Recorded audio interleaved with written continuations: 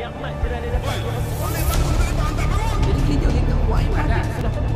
Kita kat Mekah hati kita bersih tu kan. Mak bapak kita pada tempat yang sewajarnya.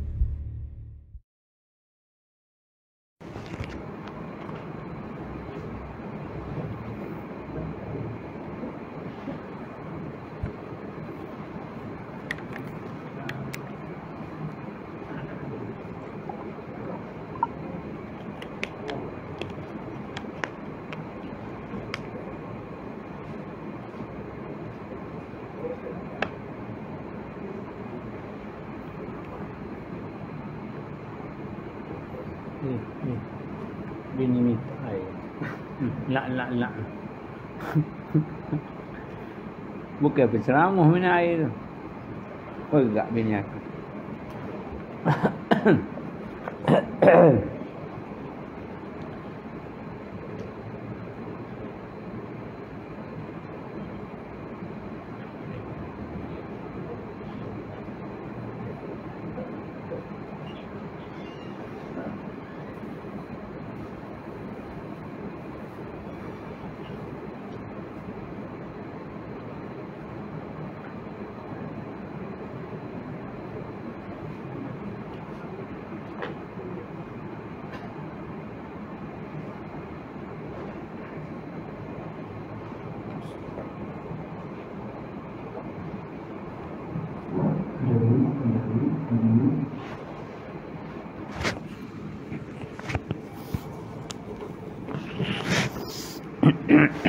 Astaghfirullah. Innallah. A'udzu billahi samii 'aliim minasyaitonir rajiim. Bismillahirrahmanirrahim. Assalamualaikum warahmatullahi wabarakatuh. Alhamdulillahirabbil alamin wa bihi nasta'in. Nahmaduhu wa nasta'inuhu wa nastaghfiruhu wa natubu ilaih.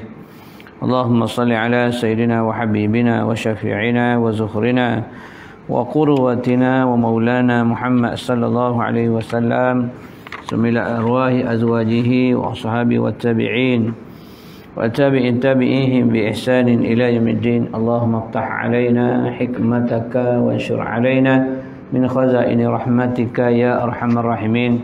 Allahumma rzuqna fahman nabiyyin wa hifzal mursalin wa ilhamal malaikatil muqarrabin walhamdulillahi rabbil alamin. Summa amma ba'd. Baik tuan-tuan rahimakumullah, mudah-mudahan dirahmati dikasihi oleh Allah Subhanahu wa taala. Ucap syukur kepada Allah Subhanahu wa taala segala nikmat yang Allah berikan kepada kita semua. Nikmat yang paling besar yang kita dapat tidak lain dan tidak bukan ialah nikmat iman. Nikmat Islam, nikmat hidayah, nikmat taufik. Itu nikmat besar yang Allah berikan. Ilmu satu nikmat, tetapi ilmu boleh dicari. Tapi hidayah tak boleh cari. Taufik tak boleh cari. Iman tak boleh cari. Iman tak dapat diwarisi, tak boleh dijual beli. Tapi hidayah Allah Subhanahu wa taala yang Allah berikan itu orang pilihan Allah. Mana dalil dia? Bukti yang dalilnya ialah innaka la tahdi man ahbabta walakin Allah yahdi man yasha. Kata Allah Subhanahu wa taala, ya Muhammad, engkau tak boleh beri petunjuk hidayah kepada orang yang engkau kasih. Kerana petunjuk hidayah itu ialah daripada Allah. Ini apabila Nabi SAW rasa hiba apabila bapa saudara dia tak masuk Islam, Abu Talib. Ia banyak menjaga Nabi SAW ketika berdakwah. Orang tak berani nak khianat Nabi SAW kerana adanya Abu Talib. Nabi kena khianat juga. Ya, itu adalah daripada Abu Jahal, orang terdekat juga. Oleh kerana itu sedihnya Nabi SAW hiba, maka dia berdoa untuk hidayah kepada bapa saudara. Allah kata innaka la tahdi man ahbabta, engkau kasih kepada dia tapi dia tak dapat hidayah. Walakin Allah yahdi man yasha, tapi Allah akan beri hidayah kepada orang dia kehendaki. Sebab itu bila kita dapat hidayah Allah Subhanahu wa taala, syukur kepada Allah sangat-sangat kerana Allah beri petunjuk kepada kita dan Allah bimbing kita hingga sampai ke taman syurga dia ni. Ni taman syurga Allah di muka bumi. Majalisil ilmi raudhatun min riyadil jannah. Maka syukur sangat-sangat. Bagi yang tak mampu untuk hadir ke masjid surau kerana keuzuran dan sebagainya, maka dia cari jalan untuk dapat ilmu melalui YouTube, melalui Facebook, melalui apa-apa. Jua ia mendapat manfaat yang sama. Itu man yaltamisu ilman sahhalallahu lahu tariqan ila jannah. Siapa yang mencari jalan untuk menuntut ilmu Allah Subhanahu wa taala, Allah akan buka jalannya ke syurga. Maknanya kita cari jalan untuk dapat ilmu, datang ke rumah Allah Subhanahu wa taala ketika orang lain, manusia lain kesejukan di rumah tak datang kerana hujan dan sebagainya, tapi kita datang. Menunjukkan kita dapat hidayah Allah Subhanahu wa taala. Ilmu orang cari. Ilmu boleh cari. Ramai orang yang ada ilmu tapi dia tak ada hidayah. Dia beza dah, ilmu dengan hidayah dua benda yang berbeza. Bila kita dapat hidayah petunjuk Allah, jaga baik-baik petunjuk itu supaya kita tidak tersasar. Bila kita dah buka Waze, dah buka Google Map, jangan kacau dia. Sebab dia telah menunjuk jalan kita untuk sampai ke destinasi. Kalau kita kacau pergi main game dan lain, takut terpadam Waze dalam perjalanan, tak jumpa jalan. Begitu juga petunjuk Allah Ta'ala, Allah dah berikan kepada kita. Man yahdihillah la mudhillalah wa man yudlil fala hadiyalah.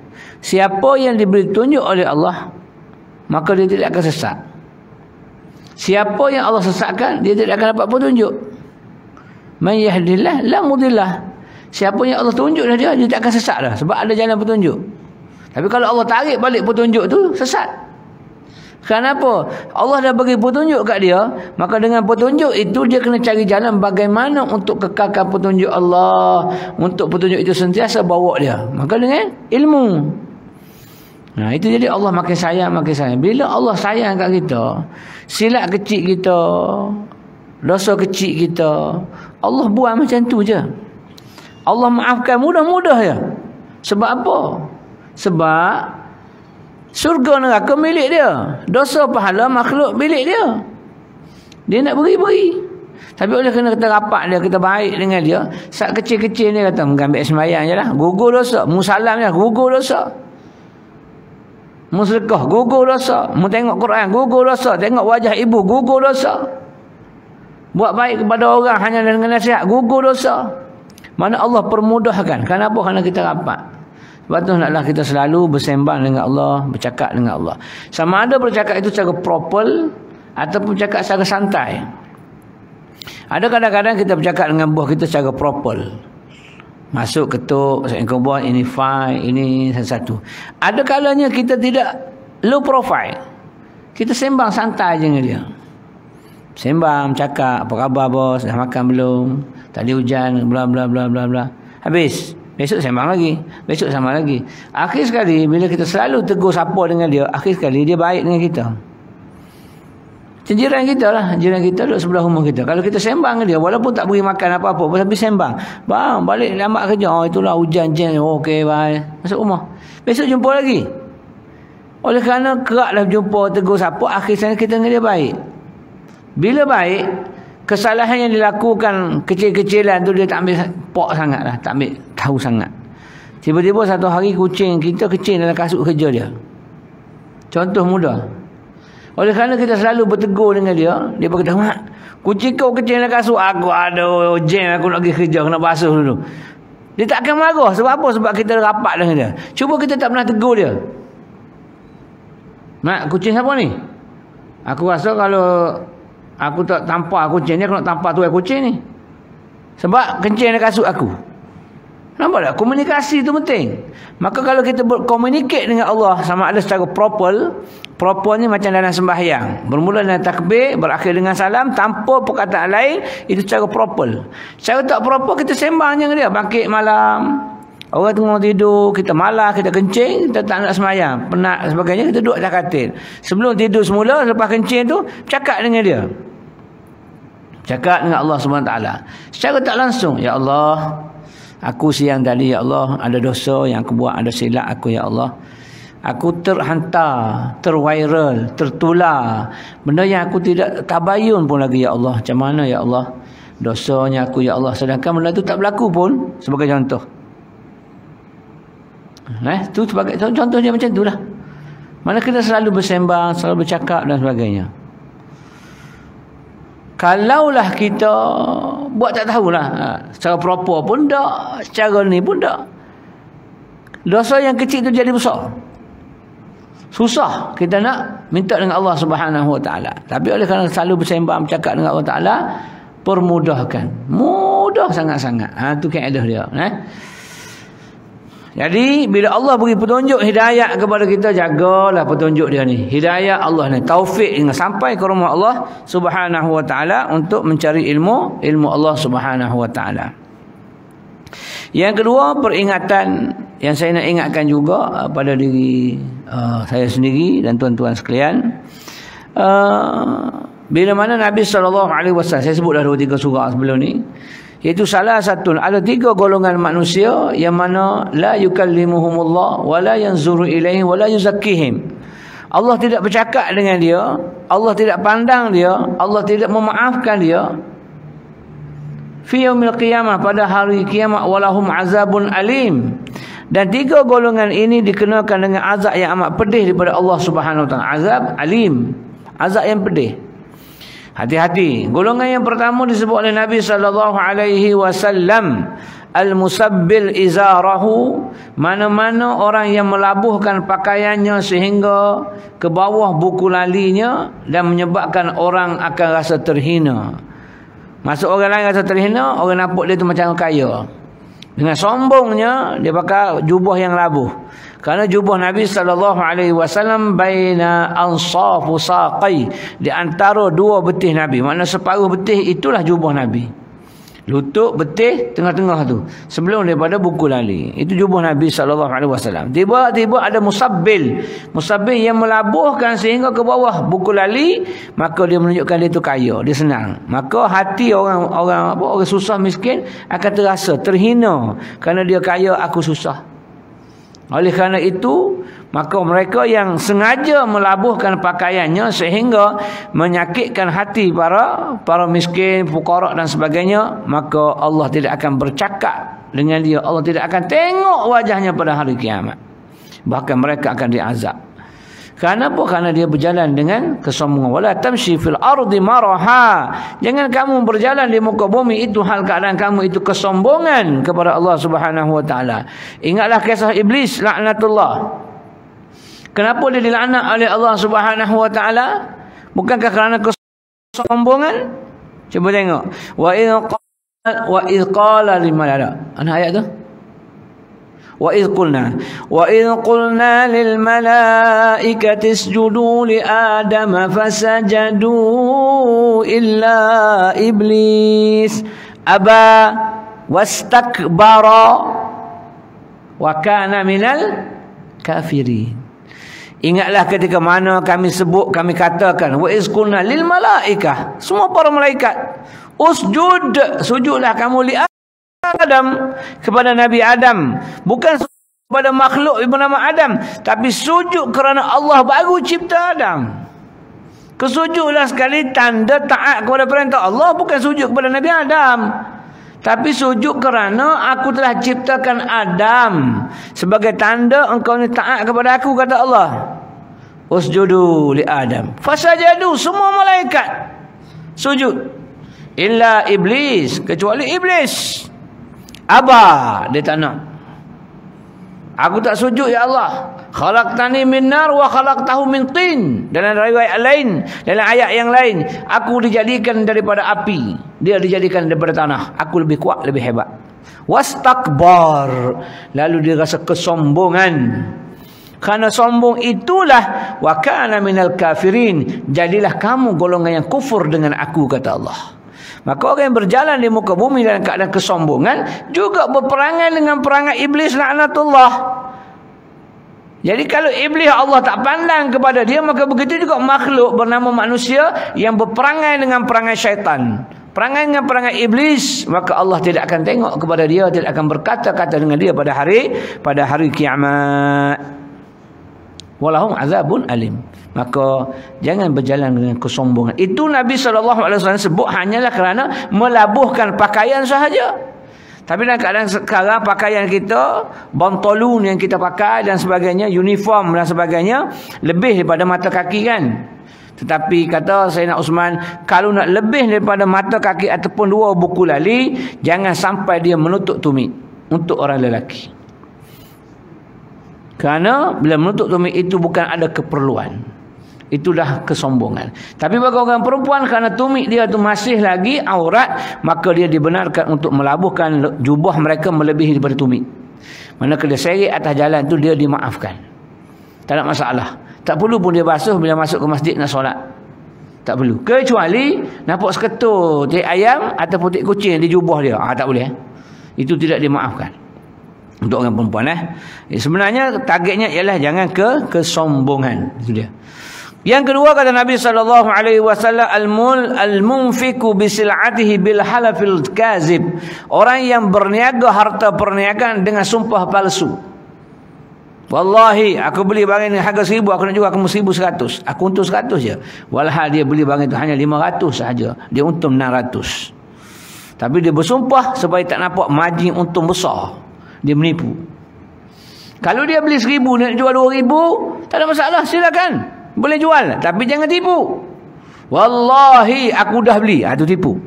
Sebab dia tidak bersumpah dengan sumpah sebenar. Kalau dia kata wallahi aku beli dengan harga 500, tapi aku nak jual ke engkau dengan harga 1100, aku untung 600.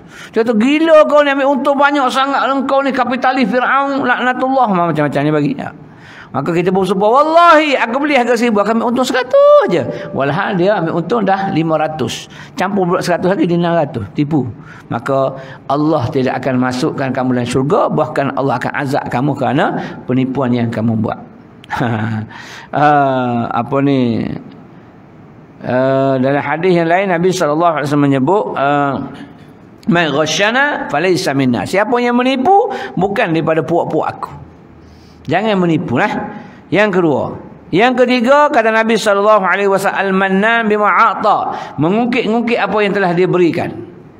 Suka mengungkit apa yang telah dia berikan. Kita berikan nafkah kepada anak isteri kita, kita ungkit balik. Isteri bagi hadiah kepada suami, dia ungkit balik. Kita bagi makanan kepada jiran, kita ungkit balik. Jiran beri makanan kepada dia, ungkit balik dan sebagainya. Maka Allah tidak akan pandang dia, Allah tidak akan berkata-kata dengan dia pada hari kiamat. Dalam riwayat yang lain disebut syaikhun zanin, seorang tua yang berzina walaupun telah tua. Maka Allah juga benci kepada mereka ini. Sebab apa? Sebab kau dah tua tu, padan-padan lah. Bukan maksudnya orang muda boleh berzina, tak. Dalam arti kata lain, kamu dah tua, cukuplah, tak payah. Sebab nafsu kamu patut dah tumpul. Kamu dah jaga masjid surau dah ketika tu. Jalan tu bukan tasbih dah. Bawa sejadah dengan kain kapan dah. Kamu baru sebagai perfume supaya ingat mati. Dah berzina juga. Batu syekh maksudnya ajuz. Syekh ni maksudnya ajuz, orang tua. Jangan kita perasan orang panggil kita syekh, kita rasa aku macam Habib, macam Maulana orang panggil kita syekh. Syekh tu maksud hei tua. Perasan ada panggil syekh. Assalamualaikum syekh. Kita kata waalaikumsalam dengan bangganya kita rasa kita tu Maulana, Habib. Padahal kita ialah hei si tua. Itu maksud dia. Dan yang kelima dan hadis lain, yang 3 je, tapi riwayat itu berbeza-beza, iaitu al-mulkul mustakbir, penguasa yang sombong. Apa maksud penguasa yang sombong? Kita ada kuasa, kita sombong, tak nak dengar rungutan rakyat, tak nak dengar orang bawahan kita. Kalau kita suami, tak nak dengar kata-kata daripada nasihat isteri, anak-anak dan sebagainya. Kalau kita majikan, dia pejabat, tak dengar orang bawahan kita. Kalau kita menteri, tak dengar rakyat jelata. Kita begitu juga atas sampai ke bawah. Selagi kita ada kuasa, jangan kamu sombong. Sebaliknya, dengarkanlah apa rungutan apa, walaupun memang pahit. Sebab lost communicate inilah berlakunya surat layang, berlakunya fitnah, tahmahan dan sebagainya. Tapi kalau kita open, terbuka, sebulan sekali kita dengan usrah, buat usrah keluarga, baca Quran, tafsir Quran, baca hadis, baca sirah sikit, makan-makan, sambil-sambil tu tanya, Alung ada apa belum bulan ni? Long ada apa yang tak puas hati dengan abah? Nampak long masam je muka. Sebenarnya tak puas hati dengan abah. Yang pertama, abah hisap rokok tak buat kasih kat long. Satu. Yang kedua, yang ketiga, yang keempat, adik pula kenapa? Tak suka lah abah selalu keluar pergi main golf, tak ada main dengan adik. Adik nak main dengan abah. Tanya pula Umi, mak dia, apa ni bini kita pula. Yang ada apa? Sebenarnya saya macam adik tadi, abang selalu keluar pergi main golf, main futsal, tinggal saya seorang kat rumah takut. Lagi abang tiap kali hari ulang tahun perkahwinan, orang bagi hadiah kecil je. Mulai tahun ni ayah nak hadiah besar. Hadiah hari lahir ialah 1 kilo emas. Tak apa, minta lah. Belum tentu dapat. Minta open, kita buka. Okey. Baru kita tahu bahawasanya isteri kita itu mata duitan.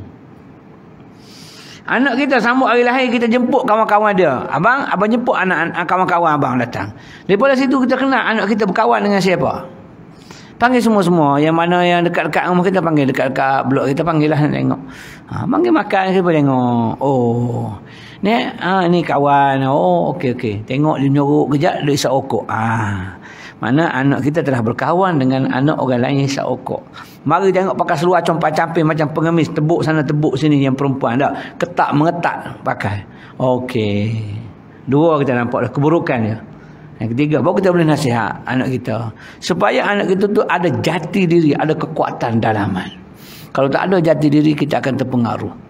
Ustaz lu kawan masa sekolah menengah, dengar isap ganja, dadah, kaki perempuan. Tapi kita nasib baik, alhamdulillah, tak pengaruh langsung. Walaupun rokok tak pernah bubuh ke bibir, walaupun kawan berasak je. Sebab apa? Sebab jati diri yang ditanam oleh orang tua kita cukup untuk menangkis. Macam kita kekuatan dalaman. Sebelum daripada waxing, orang yang semua dah waxing, tinggal ustaz berapa kerat lagi tak waxing sehingga nama naik teratas di KDN. Kerana tak waxing. Bukan anti, kita tak anti waxing, cuma tak nak waxing sebab tak ada apa-apa. Tapi oleh kerana Selangor tidak benarkan pentauliah yang ada tauliah mengajar, kalau tak ada waxing, sama ada dos pertama ataupun kedua, tak benarkan mengajar. Maka terpaksa jugalah pergi holo kepala bau untuk diinjek. Sebab apa? Sebab nak kena mengajar, nak kuliah, itu je. Ustaz tak kena. Alhamdulillah setakat ni, bukan sombong, setakat ni.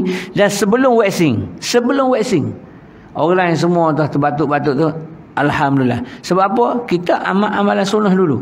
Kalau nak kena lain. Ini kita minum madu, habatus sauda, minyak zaitun, kelapa darah, kelapa janda. Janda anak 1, anak 2, anak 3, macam-macam.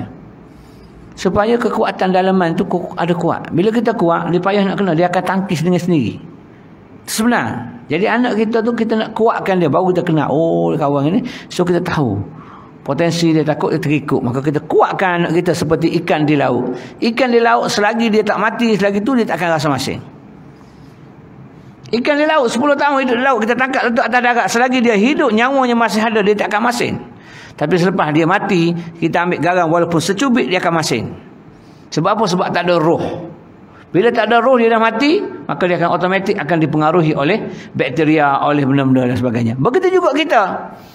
Kalau roh dalaman kita ini nipis sikit, tak diisi dan sebagainya, maka senang kita dijakiti oleh penyakit. Percaya je kat saya. Sebab tu roh dalam tu kena kuat. Roh dalaman. Rohani wa jasmani. Jasmani luar kita kuatkan dengan suplemen. Tapi dalaman kita tak kuat, tetap juga akan bocor. Tetap juga akan keluar sakit. Jadi dalaman kita kuat, insya-Allah selamat. Jati diri kita kuat, insya-Allah. Marilah Syiah ke, Mu'tazilah ke, Wahabi ke, kita boleh tolak. Tapi oleh kerana kita ahli sunnah pun kita tak kuat, kita mudah terpengaruh. Kata, tak payah wirid dengan Tok Imam. Kita pun tak wirid. Tak payah baca kunut. Tak baca kunut. Tak payah nak talqin. Tak payah talqin. Sebab apa? Sebab kita tak kuat. Kalau kita kuat, tak boleh. Zaman Nabi dulu pernah zikir kuat juga. Kata Ibn Abbas. Mengikut hadis satu riwayat Ibn Abbas menyatakan pada waktu Nabi SAW masih hidup, suara nyaring daripada zikir itu kedengaran di masjid-masjid dan sebagainya.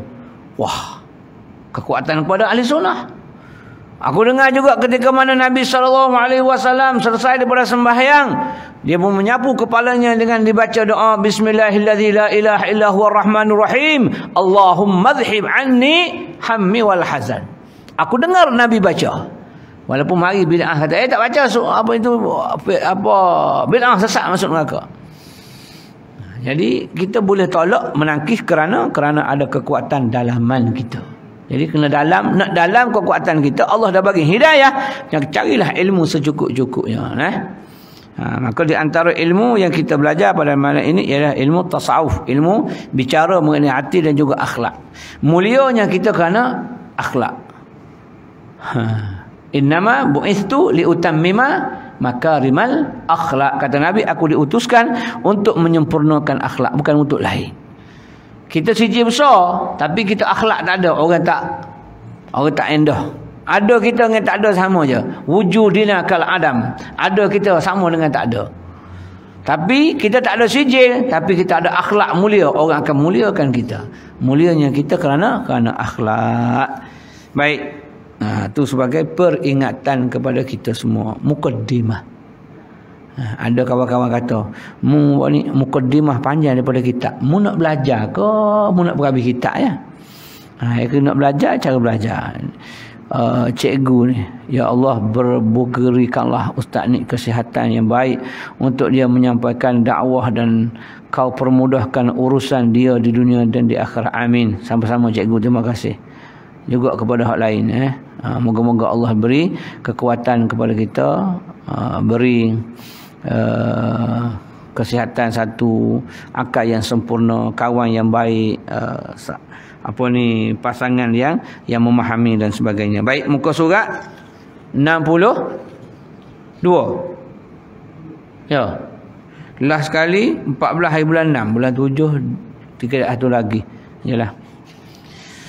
Baik, yang ada kitab di rumah di sini, Syarah Hikam juzuk yang pertama muka surat 62, masih lagi dalam membicarakan yakni jauhilah perbezaan. Kita nak berjeda.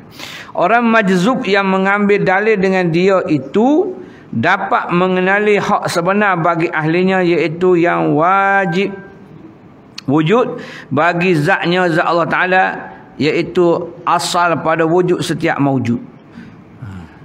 Orang yang majzub, orang yang majzub ni orang yang dirasai. Jazabah ni merasai, majzub yang dirasai. Allah masukkan rasa. Kita ni belum lagi rasa, kita takkan nikmat. Kena rasa dulu baru seronok. Member tadi dia kata, Ustaz Jahan, dia kata, jika umrah bulan puasa pun ni, Syekh Sudais baca kunut nazilah 1 jam. Tapi tak rasa 1 jam. Tak penat tangan kita baca kunut. Kunut biasa, tak ada nazilah lagi. Tangan tak terhibur. Lengah. Sebab tak ada zub, majzub, tak terasa. Tapi kalau kita rasa, baca banyak lama mana tak apa. Para sahabat ridwanullah alaihim ajma'in boleh dengar Nabi baca Quran panjang dalam sembahyang dia, sehingga baca Baqarah, An-Nisa, Ali Imran, Al-Maidah. Kenapa boleh kekal duduk sembahyang? Sebab dia rasa sedap dengar. Macam kita dengar cerita, orang pandai bercerita, kita seronok. Bila kita dah rasa nikmat tengok bola, nikmat main bola, panah macam mana pun tak hirau. Masa kita kecil dulu duduk cari ikan laga, panah meretik atas belakang, baju tak pakai seluar pendek, ketuk untuk menggelik pergi cari ikan laga tak. Orang kata tepi kubur bawah pokok buluh, itulah ikan laga paling berani. Sebab nak pergi pun kita kena berani. Tepi pokok buluh, buih berkarat. Oh, kita pun nak tangguk. Rupanya kawan kita pergi kencing situ. Dia kencing naik buih pula kena bawah pokok buluh jadi kuning. Kita kata ni berani ni, mesti berani. Tarik hacing bang ni, tarik adalah ikan putih nak mampu dah kena air kecil masing. Menatik kata. Kena tipu kita. Sebab apa nak ikan karing kata. Ikan laga tu hak berani. Mengelik kita. Tapi oleh kerana kita suka mengelik panah macam mana pun tak rasa apa. Saya pergi bukan menyelam, snorkeling di Pulau Mabul di Sempurna. Orang lain tengah makan udang, lobster apa semua sekali. Saya duduk snorkeling saja 4 jam. Naik berak atas belakang hitam. Tak rasa pedih. Sebab seronok tengok dalam ikan duk mari kat tangan, tengok pokok dan lepas. Macam Bukan sebab ada mak saleh tak ada. Kalau tengok mak saleh tu buat apa duk lemah macam tu, tengok atas darat, dia free je, tak ada masalah apa. Dia tengok keindahan dalam laut. Lagi kalau pula si Padang, memang cantik dan tercantik di dunia. Galik seronok kita rasa majzub, kita dah rasa macam tu, maka kita tidak akan terasa apa-apa dah. Penat letih tak akan rasa. Ni sama ni. Orang majzub yang mengambil dalil dengan dia itu, dengan dia itu pencipta Allah Ta'ala itu, dapat mengenali hak sebenar bagi ahlinya. Dia kenal siapa yang sebenar ahli dia. Sama-sama ni dia boleh kenal ni. Sebab ada kita, jasad ada di sini tapi hati duk kedai mamak. Ada abang ayah aku, ustaz ni biasa lama ni. Pukul 9, 10 tak tentu berhenti lagi ni. Aduh, kita nak ngeteh je tu. Hati dia di sana, jasad di sini. Bagi orang yang ahli dia akan kenal. Saya boleh kenal. Saya tengok mata, saya tahu. Saya tengok mata. Saya tengok. Betul. Kita tengok mata orang, kita boleh kenal. Sebab tu, ni risik punya. Kalau kita tengok orang tu bercakap mari, temu duga apa, kau macam ni, dia bercakap tengok klien. Anak kita cakap, tadi gimana? Abang gimana tadi? Kita tengok dia. Tadi ada tambahan abang. Kat mana? Kat sekolah dengan kawan-kawan. Mata tak tengok kat kita. Ada benda dia selindung. Long, cuba tengok mata abah. Tak apalah abah, segan abah. Tengok mata abah. Tengok sini, tengok mata abah. Sekejap, tengok sekejap. Dia pun tengok. Long gimana tadi? Cakap je. Long gimana? Tadi tengok wayang bah, tengok mak kilau. Sebab itu hari tengok dengan abah tak sedap sebab tak bersilat. Ini dengan kawan semua kaki silat. Contohlah. Bila tengok mata dia automatik cakap benar. Tu kaedah dia. Sebab tu baru kita kenal. Ahli dia hanya mengenal ahli. Ini penipu yang kenal penipu. Nak? Dalam masyarakat kita, penipu yang kenal menipu. Yang tu timbul, yang tu bila dia lopak parti, dia akan bukalah bekong kawan dia sebelah. Tu berlaku dah sekarang ni. Yang tu dulu parti sama-sama menipu. Duk kena berlaku. Bila tukar parti, dia korek balik. Kau dulu solat kan? Mana ada? Dulu. Kawan dia tahu, betul aku solat. Tapi aku solat dengan kau. Tak ada kena-mengena dia tak. Masing-masing menolak. Penipu. Yang kena penipu. Itu berlaku dalam masyarakat kita sekarang. Kita, yang ni, yang mana majzub. Dia kenal ahli dia. Iaitu yang wajib mawujud pada zat, iaitu asal pada wujud setiap mawujud. Bagi yang berhak mendapatnya, iaitu Allah Subhanahu Wa Taala, maka sesungguhnya wujudnya, itu ialah Allah Taala, itu terlebih nyata daripada wujud alam yang kewujudannya harus. Maksud alam ni harus je wujud, tapi wujud Allah Taala itu wajib ada. Macam mana alam yang besar ni nak ada kalau tak ada pencipta? Wajib dia ada, wajib ada. Mustahil dia tak ada tiba-tiba nak ada bangunan ni, tak ada kontraktor yang buat. Macam mana? Tak tahulah dia ada dengan sendiri. Mana mungkin dia? Maka alam yang besar ni pun diatur dengan begitu teratur sekali. Sudah pasti ada pencipta yang maha hebat, iaitu Allah Subhanahu Wa Taala.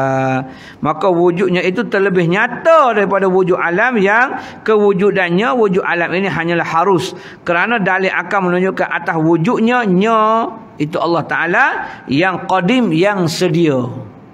Bukan baru, tapi yang sedia. Kerana sesungguhnya itulah yang dipahami tentang wujud Allah Ta'ala. Kemudian maka ditanggungkan atasnya menjadi dalil bagi maujud sekalian alam yang baharu, maujud yang diwujudkan. Maka lepas dia wujud, maka dia nak buat apa? Kun fayakun. Sebab dia punya kuasa. Azan dik.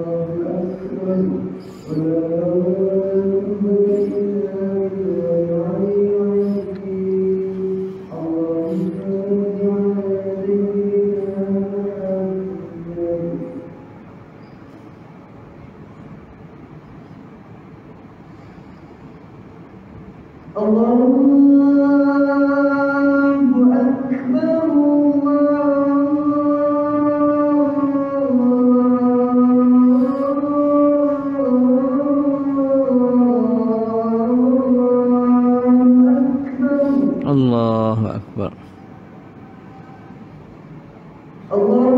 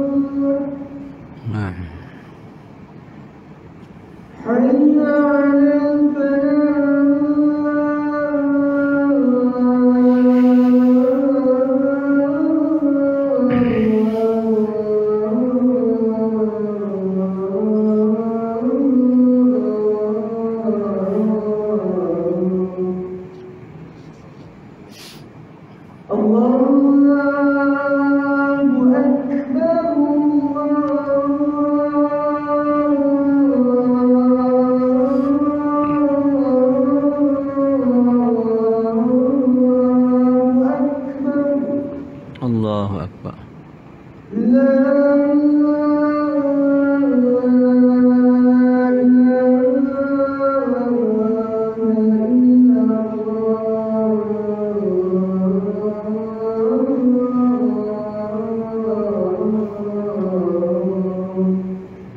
Allah.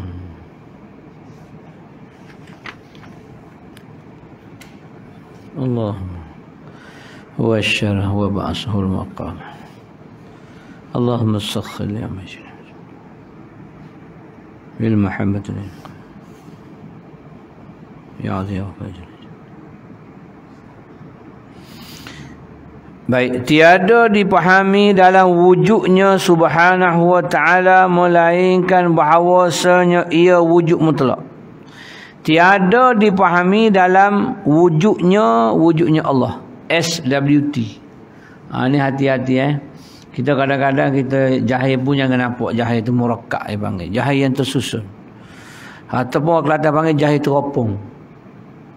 Mana apa teropong? Teropong ni kan. Dulu dia lubang ke lubang. Mana tak lekat apa-apa. Teropong direct. Mana jahil dia jangan banyak sangatlah. Murakkab ni tersusun jahil. Dia tidak tahu bahawasanya dia tak tahu dan dia pun tidak ambil tahu. Tu teropong. Murakkab tersusun bodoh dia. Gitu.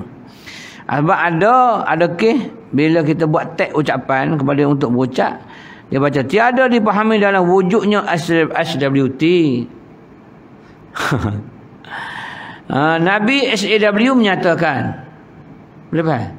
Dalam tulisan SAW kan, Nabi SAW, Nabi sallallahu alaihi wasallam, cuma ringkasannya SAW. Dia baca Nabi SAW menyatakan dalam sabdanya Nabi SAW. Manakala Allah SWT dengan semangat orang mendengar dia makin kuat dia jumpa pula patan jumpa SWT. Allah SWT menyatakan SWT subhanahu wa ta'ala bos. Yang jadi orang panggil jahil murakkab. Tu jahil terlalu jahil tu. Susun jahil dia. Macam ada kes yang pergi minta pergi pinjam sejadah nak sembahyang jenazah ayah dia tu. Tu jahil murakkab.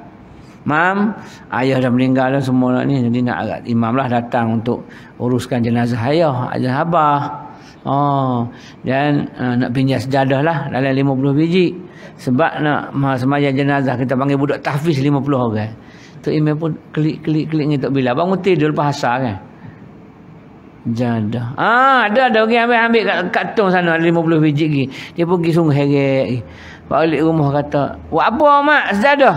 Sembahyang jenazah. Kau kering sembahyang jenazah pakai sejadah. Menatai mana sujud?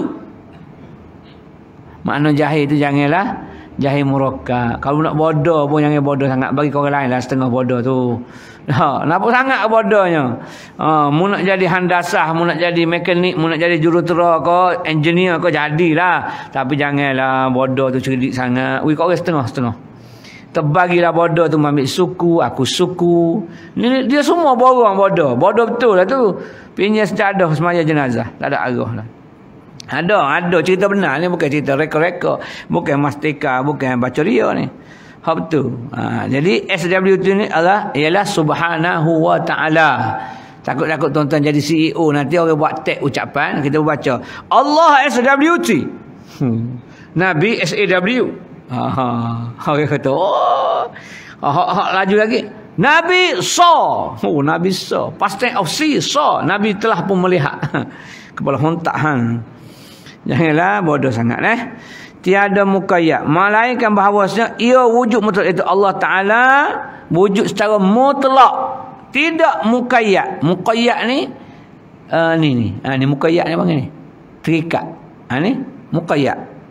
Ini muqayyad ataupun muallaq, berkait dengan benda tu. Jadi wujud Allah Ta'ala ni tidak ada muqayyad dengan apa-apa. Maksudnya ada Allah Ta'ala sebab nak adakan nak suruh mentadbir alam. Dah ada dia qadim azali, tidak ada permulaan bagi dia. Maka wujud dia tu mutlak, tidak ada muqayyad dengan apa-apa. Air putih tu air mutlak kan? Air muqayyad, air yang telah bercampur dengan benda lain, seperti campur dengan daun kayu, ataupun bercampur dengan teh, maka namanya teh mutlak juga. Teh tarik, itu muqayyad. Maka wujud Allah Ta'ala ni tidak terikat dengan mana-mana ikatan, tak ada kena-mengena. Allah ini ada kerana dia nak menjalankan kerja dia itu mengatur bumi. Tak, ikut dia lah. Dia ada, dia nak apa, ikut dia. Kita ada nasi, ada garam, ada beras, ada apa, ada bawang, ada cabai. Nasi itu kita nak apa, ikut kita. Begitu juga kita ada ikan. Menurut apa ikan? Ikut aku. Menurut gula kuning ke, masak lemak cili api ke, asam pedas ke, ikut aku. Tak ada muqayyad dengan siapa-siapa. Sebab itu hak mutlak aku. Ikan dalam freezer ni yang aku beli ni hak mutlak aku. Aku nak masak apa, ikut aku suka. Apa mu kalut-kalut? Maksudnya Allah Ta'ala ada tu mutlak, tidak muqayyad dengan mana-mana benda. Dah faham yang tu? Jadi Allah ni ada, kita kata sebab dia nak mengatur alam. Tak. Atur alam ni dia punya kerja. Itu kehendak dia kemudian. Atas dia. Yang kita kata ada dia muqayyad. Muqayyad ni terikat dengan mana-mana ikatan. Tak ada. Dan demikian itu memastikan kamalnya sempurna. Kamal tu maksud sempurna.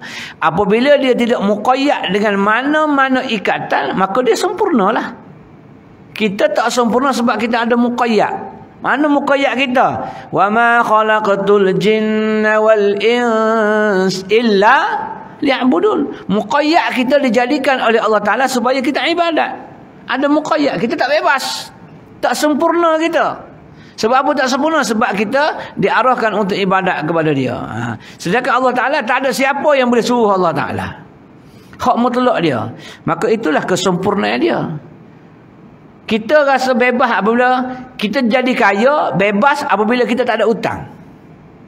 Hutang rumah tak ada, hutang kereta tak ada hutang apa-apa kita. Bersih sebersih-bersihnya. Sempurnalah hidup kita. Sekarang ni tak sempurna hidup kita sebab apa? Hutang kereta tak selesai, hutang motor, kad kredit, banyak hutang, tak kaya kita. Mana kita masih berhajat untuk membayar hutang. Allah Ta'ala clear, mutlak, suci, tak ada. Dia lah sifat yang kamal sempurnanya pada setiap sudut. Marilah ke mana-mana pun dia sempurna. Sudut perbuatan, sudut zat, sudut apa juga sempurnanya Allah Ta'ala. Dia itu tidak berhajat kepada apa pun jua. Dan apa yang lazim yang bersifat dengan segala kamalat, selepas kamalat segala sifatnya itu zahir segala kesannya. Dan apa yang lazim yang bersifat dengan segala kesempurnaan, maka itulah sifat Allah Ta'ala.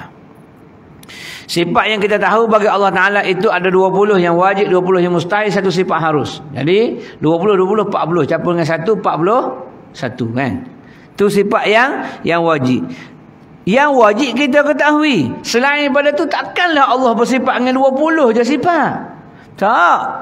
Yang 20 tu wajib kita ketahui. Yang selainnya yang kita tak wajib ketahui, yang tidak tertulis ialah segala sifat kesempurnaan. Itulah sifat Allah Ta'ala.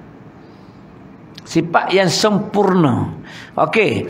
Dalam sifat 20, wujud, qidam, baqa, mukhalafatun wal qiyamuhu binafsihi wahdaniyah, qudrah, iradah, ilmu, haya, sama, basa, kalam, muqarrar, muridan, hayyan, sami'an, basiran, mutakalliman. Ada 20 sifat. Ada tak sifat tu mustakbir? Sifat takbur. Ada tak dalam sifat 20 nak tanya? Cuba bilang semula. Cuba nasyid. Muazzin, kau bila birabah. Allah wujud qidam, mukhalafatuhu lil hawadisi qiyamuhu, wahdaniyah, iradah, ilmun hayyun, basar, kalamu qadiran, muridan, aliman, hayyan, sami'an, Allahu basiran, mutakalliman. 20 sifat. Ada tak dalam sifat 20 tu mustakbir? Ada mustakbirun, sombong, ada tak? Tak ada tak? Tak ada Allah sebut pula ni dalam hadis kursi. Allah kata al-kibriya'u ridai wa man yarda'u biridai lahatamtum fi nari jahannam. Kesombongan itu ialah pakaian aku ni. Sifat aku ialah kesombongan, kibriya. Sesiapa yang bersifat dengan sifat sombong, aku sumbat dia dalam neraka jahanam. Maknanya ada lain pada yang 20 tu, ada lagi sifat lain yang layak bagi Allah Ta'ala, iaitu segala sifat kesempurnaan. Sifat sombong tu sempurna. Sempurnalah dia boleh sombong sebab semua milik dia. Kita sekarang tak boleh nak sombong sebab kereta pun kereta pinjam, rumah pinjam, tangan ni pinjam lagi, mata ni pinjam, mulut pinjam, hidung pinjam. Mana ada hak kita? Mana ada kita? Lihatlah gunung yang tinggi, subhanallah, Allah yang punya. Lihatlah. Siapa? Semua Allah yang punya. Tiada yang kita punya. Tak ada apa kita punya. Kata Iwan Dandut. Kata Iwan Dandut. Kita ambil kata-kata baik. Maksud tak ada apa kita. Kita arwah mak saya kata kita nothing. Bukan Natal nothing. Tak ada apa-apa bos. Kita bukan Natal, nothing. Kita tak ada apa-apa, kosong. Maka sifat Allah Ta'ala segala sifat kesempurnaan. Selepas kamalat, kesempurnaan segala sifatnya itu zahir segala kesannya. Kesan daripada kesempurnaan itu akan zahir. Sempurnanya Allah aturkan alam ini. Matahari keluar di sebelah timur, terjun sebelah barat. Tapi bila nak kiamat nanti matahari naik sebelah barat, terjun sebelah timur. Itu dah dia nak hancurkan dah.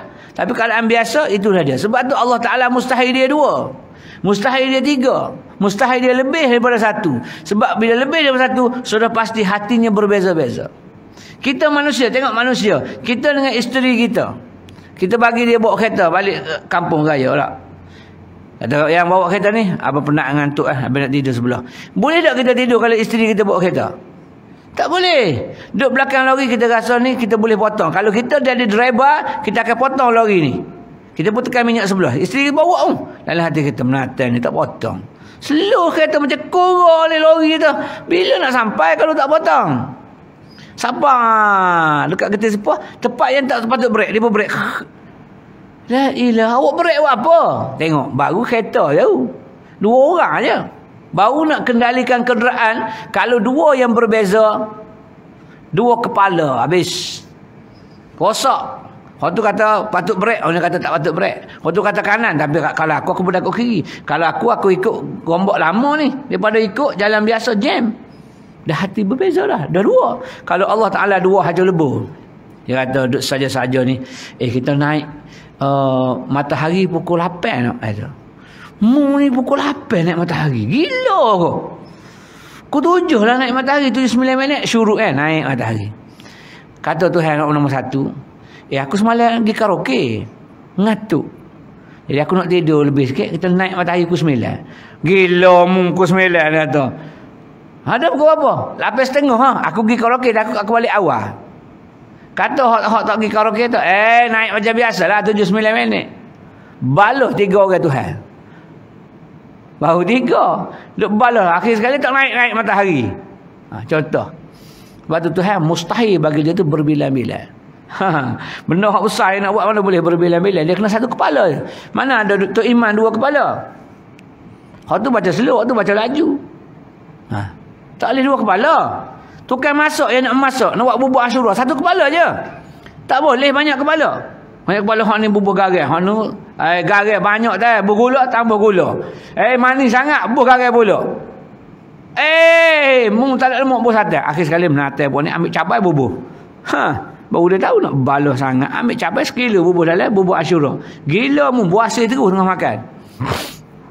Sebab tu Tuhan tak boleh ramai. Maka dikenali mawujud yang baharu itu daripada wujud yang qadim. Mana benda hak baru tu, wujud yang baru itu daripada wujud yang qadim, dan segala sifat daripada demikian mawujud yang kemudian itu dikenali pula segala perbuatan daripada segala sifatnya yang qadim. Kita tengok yang ni, yang kita ni, berkuasa angkat tangan. Siapa yang angkat ni? Mesti ada kuasa. Kita kata, aku sendiri. Mana ada orang lain? Kata aku sendiri akak. Baik. Ketika tanganmu dilemahkan, tangan kamu ada kesan stroke, saraf. Tangan kamu boleh angkat tak? Badanmu sihat. Tak boleh sihat. Tapi tak boleh angkat. Kenapa tak boleh angkat ni? Angkatlah, kamu ada kuasa. Angkat. Tak ada. Sebab tangan kita bukan kita yang angkat. Ada kuasa lain. Rambut kita yang uban ni, kita tak nak rambut uban, takut nampak tua. Kita tahan, kita pun cabut. Cabut. Duduk 2-3 hari, keluar balik. Menatan ni keluar balik, cabut. Keluar balik. Tekan, keluar balik. Sebab bukan kuasa kita. Kita putih. Isteri kita kulit putih. Keluar anak, gagak derimba bos. Kalau kita nak anak kita hidung Syahrukan, pipi Kublai Khan, kepala Genghis Khan, nak ikut acuan kita, tapi dah Allah tak buat macam tu. Sebab dia ada kuasa. Kalau kita ada kuasa, kita akan penyek anak dalam perut tu sebab ikut acuan. Hidungnya mancung, kulitnya putih, rambut ikan maya. Kalau kita Tapi tak, sebab kuasa dia. Kita tak ada kuasa apa-apa pun. Sebab tu baik dan buruk daripada Allah. Jangan kita kata yang baik itu daripada Allah, yang buruk daripada kita. Salah. Baik dan buruk daripada Allah. Daripada dia, tetapi Allah bagi akal untuk membeza antara baik dan buruk. Curi, perbuatan mencuri daripada Allah. Tapi Allah bagi akal supaya kamu tidak mencuri. Kalau curi, Allah bagi tahu penyediaan hukuman, kamu akan dipotong tangan. Sebab tangan itu aku yang jadikan. Aku nak potong tangan, aku bagi, aku punya sukalah.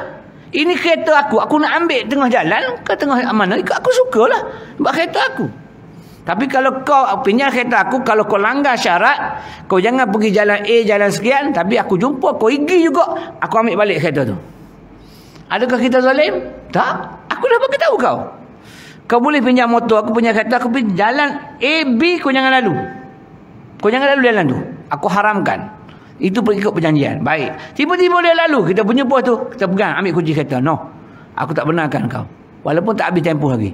Sama juga. Kau mencuri. Curi ni jahat. Aku bagi tahu dah. Aku buat juga tapi jahat. Kalau kau curi, aku potong tangan kau. Curi juga. Potong. Apa masalah kita? Kita menjalankan hukum Allah saja. Siapa asariku wasariqatu faqta'u aydiyahuma. Nakalam min Allah. Hukuman daripada Allah. Jadi kita potong tu tangan yang Allah buat juga. Kenapa kita nak lawan Allah Ta'ala? Tak nak potong tangan. Ya zina tak nak rejam. Kenapa? Kenapa kita nak? Sedangkan tangan tu Allah buat. Orang tu Allah juga buat. Allah kata musnahkan separuh dia. Ajar dia. Allah buat untuk apa? Untuk uji. Kat rumah kita ada pisau. Tapi pisau ni bukan untuk anak kita yang umur 3 tahun. Tapi untuk ibu, untuk isteri kita nak masak, kakak yang nak kopek bawang, perlu pisau. Anak kecil tak perlu pisau. Tapi pisau kena ada. Itulah kehidupan kita. Kalau kita faham macam tu, selesai masalah. Tapi oleh kerana manusia tak faham, maka dia kata, tak boleh, tangan ni tangan aku. Tangan Allah bagi, disuruh potong sebab kau langgar perintah dia. Potong je dah. Supaya bila kamu potong atas dunia, di akhirat nanti kamu ada balik tangan semula dengan tidak ada apa-apa kafarah lagi dah. Itu sayangnya Allah kepada makhluk dia. Dan disabitkan pekerjaan barunya alam daripada wujud, asalnya itu mengadakan makhluk dengan kemurahan Al-Haq Ta'ala. Jadi benda baru alam ni dijadikan oleh Allah Subhanahu Wa Ta'ala dengan kemurahan dia.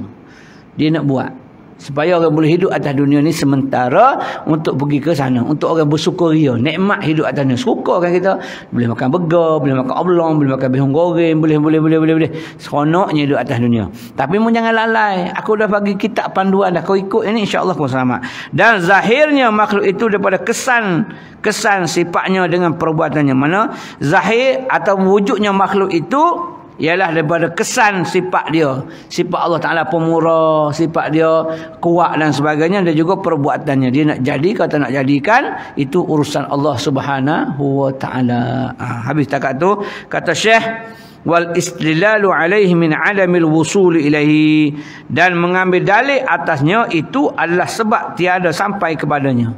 Kita terpaksa mengambil dalil atasnya, atas suatu benda yang Allah buat, kerana kita tidak sampai kepadanya.